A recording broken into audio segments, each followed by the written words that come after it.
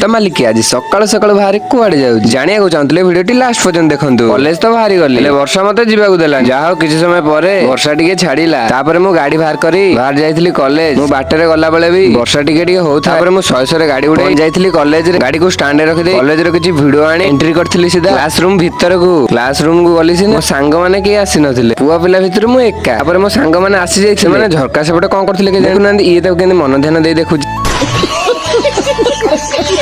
ଦେ ଛାଡ। ତାପରେ ଆମ ସାର୍ ଡାକିଲେ। ଆମର ଜଣେ ନୂଆ ପ୍ରିନ୍ସିପାଲ ଆସିଛନ୍ତି ମିଟିଂ ପାଇଁ। ସ୍ମାର୍ଟ ରୁମ କୁ ଚାଲ। ତାପରେ ଏଠି ଆମେ ଶହେ ମୋ ମାମୁଁ ମୋର ବାହାରି ଯାଇଥିଲୁ। ସ୍ମାର୍ଟ ରୁମ ଯାଇ ଦେଖେ ତ ପିଲା ବେଶୀ କେହି ନାହାନ୍ତି। ସମୟ ପରେ କୋଉଠି ଥିଲେ କେଜାଣି ଏତେ ପିଲା। ରୁମ ଟା ଫୁଲ ହେଇଗଲେ। ଦୁଃଖର କଥା ଏଇଆ କି ଝିଅ ପିଲା ଗୁଡା ଅଧିକ ଥିଲେ। ପୁଅ ପିଲା କେଜାଣି କୁଆଡେ ଯାଉଛନ୍ତି। ମିଟିଂ କୁ ଆସିବାକୁ କେହି ରାଜି ହଉନାହାନ୍ତି। ଆମର ମିଟିଂ ସରିଯାଇଥିଲା। ଆମକୁ ଗୋଟେ ଗୋଟେ 10 ଟଙ୍କିଆ ବିସ୍କୁଟ ଧରେଇ ଦେଇଥିଲେ। ଟିଫିନ ଗୋଟେ ଦବା କଥା ନୁହେଁ।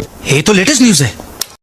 ତାକୁ ଚକଲେଟ ଦେନି ବୋଲି କେମିତି ରାଗିକି ଅନୁଛି ଦେଖ। ଗୋଟେ 8 ଆଣିକିଆ ଚକଲେଟ ଧରେଇ ଦେଲି। ତାପରେ ସେ ତ ପୁରା ଚୁପ। ତାପରେ ମାମୁଁ ସାଙ୍ଗରେ ଆଇସ୍କ୍ରିମ ଖାଇ ବାହାରି ଆସିଥିଲି ଘରକୁ। କିନ୍ତୁ ବର୍ଷା ବି ଏପର୍ଯ୍ୟନ୍ତ ମୋ ପିଛା ଛାଡି ନଥାଏ। ତାପରେ ଶହେ ଗାଡି ଉଡେଇ ପହଞ୍ଚି ଯାଇଥିଲି ଆମ ଗାଁରେ। ଆପଣ ଯଦି ଡେଲି ଭ୍ଲଗ ଦେଖିବାକୁ ଚାହୁଁଛନ୍ତି ମୋ ଆଇଡି କୁ ଫଲୋ କରିଦେଇ ଯାଆନ୍ତୁ।